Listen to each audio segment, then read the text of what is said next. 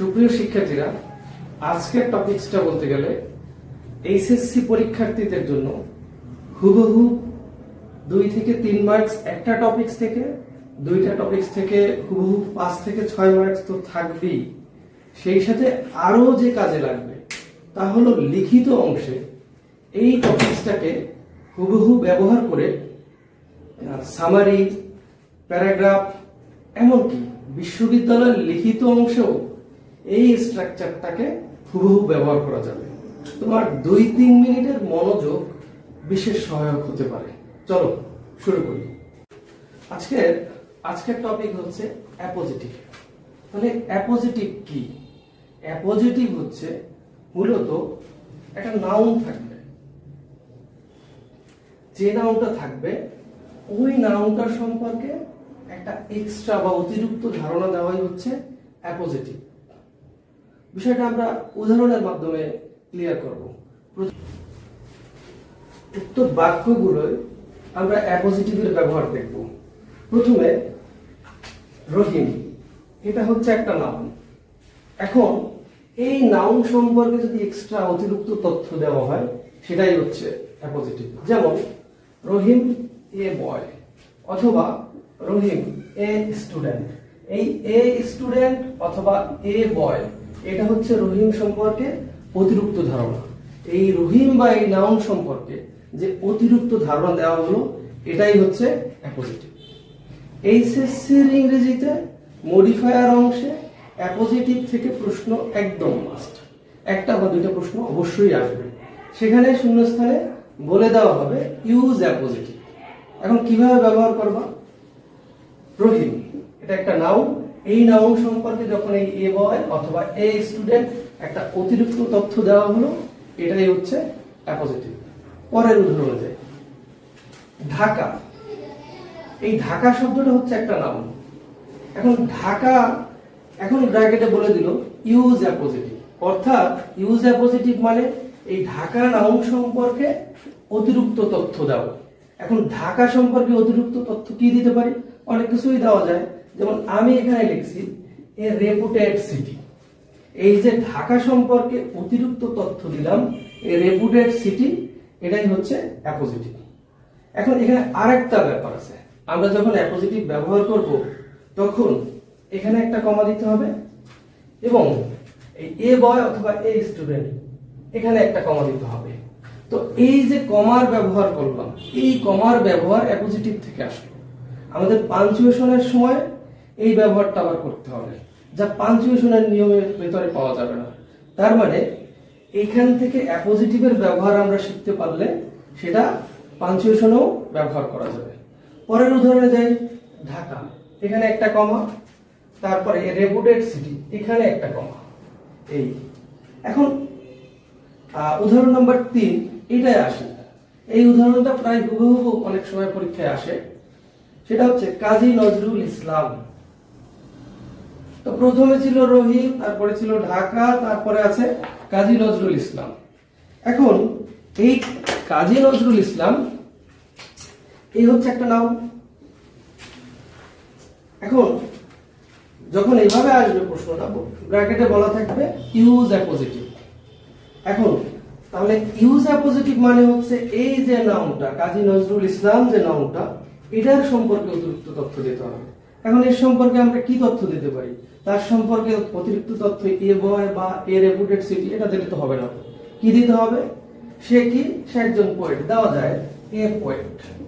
অন্য কিছুও দেওয়া যায়, এ রিবেল পোয়েট, জাতীয় বিদ্রোহী কবি, এটাও বলা যায়। তো এখানে কাজী নজরুল ইসলাম হচ্ছে নাউন, তার সম্পর্কে যে অতিরিক্ত তথ্য এ পোয়েট, এটা হচ্ছে অ্যাপোজিটিভ।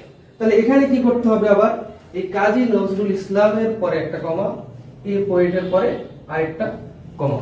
তো এখান থেকে আমরা যে জিনিসটা ক্লিয়ার হলাম সেটা হচ্ছে অ্যাপোজিটিভের ব্যবহার। তাহলে অ্যাপোজিটিভ কি? অ্যাপোজিটিভ হচ্ছে একটা নাউন থাকবে, ওই নাউন সম্পর্কে এক্সট্রা ধারণা দিতে হবে। একটা নাউন থাকবে, ওই নাউন সম্পর্কে এক্সট্রা ধারণা দিতে হবে। সেই সাথে আরেকটা জিনিস কি শিখলাম, যে যখন অ্যাপোজিটিভ ব্যবহার করব তখন কমা ব্যবহার করব। এখন এই কমার ব্যবহার এটা আমি আবার পাঞ্চুয়েশনে ব্যবহার করতে পারি, আর অ্যাপোজিটিভের ব্যবহার আমি আমার এইচএসসির মডিফায়ারে ব্যবহার করতে পারি। এখন আমরা প্রথম থেকে উদাহরণগুলো আরেকবার দেখে যাই। এই যে বাক্যটা, অ্যাপোজিটিভের ব্যবহার মূলত বাক্যকে আরো স্ট্যান্ডার্ড করে, আরো সুন্দর করে। যেমন প্রথম বাক্যে যদি আমি বলতাম যে রহিম ইজ নোন টু অল, এটাও একটা কারেক্ট সেন্টেন্স, এভাবেও বলা যায়। কিন্তু সেটা না বলে যে রহিম এই নাউনটা, তারপর একটা কমা দিয়ে এই নাউন সম্পর্কে এক্সট্রা তথ্য দিলাম, এ বয় অথবা এ স্টুডেন্ট, তারপরে গিয়ে আমি ভার্বের ব্যবহারটা করলাম ইজ নোন টু অল। এখন এই রহিম সম্পর্কে অতিরিক্ত তথ্য দিয়ে, কমা দিয়ে, আটকে দিয়ে, তারপরে ভার্ব যে ব্যবহার করলাম, এভাবে ব্যবহারই হচ্ছে অ্যাপোজিটিভের ব্যবহার। সাধারণত সেন্টেন্স কিভাবে? Rahim subject, is verb, is known to all, subject plus verb, এরকম। তো অ্যাপোজিটিভের ব্যবহারটা বাক্যটাকে আরো স্ট্যান্ডার্ড করে, যা আমরা লিখিত অংশে ব্যবহার করতে পারি।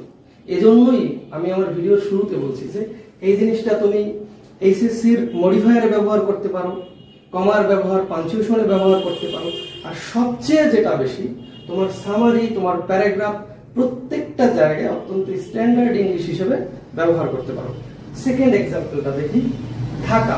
এখানে কিন্তু বলা যায় অনেক ব্যবহার আছে। সাধারণত Dhaka is the capital of Bangladesh, বহুল প্রচলিত বাক্য।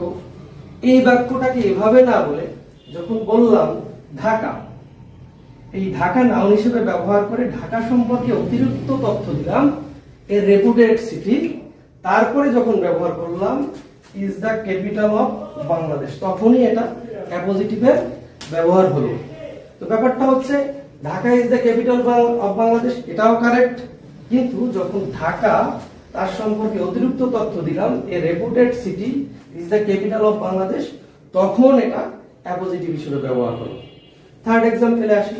আমরা যদি বলি Kazi Nazrul Islam is known to all, এরকম ব্যবহার খুব সাধারণ, এভাবেও ব্যবহার করা যায়। কিন্তু যখন এভাবে ব্যবহার করা হবে যে কাজী নজরুল ইসলাম একটা নাম, এখন নজরুল সম্পর্কে এক্সট্রা তথ্য কি দিলাম, এ পোয়েট, আমি সাবজেক্টের পরে ভাব ব্যবহার করিনি, এই নাউন সম্পর্কে অতিরিক্ত তথ্য দিলাম, তারপরে বললাম ইজ নন টু অল। তো যখনই নাউন সম্পর্কে অতিরিক্ত তথ্য ব্যবহার করে তারপরে ভার্ব ব্যবহার করা হবে, দিস ইজ অ্যাপোজিটিভ।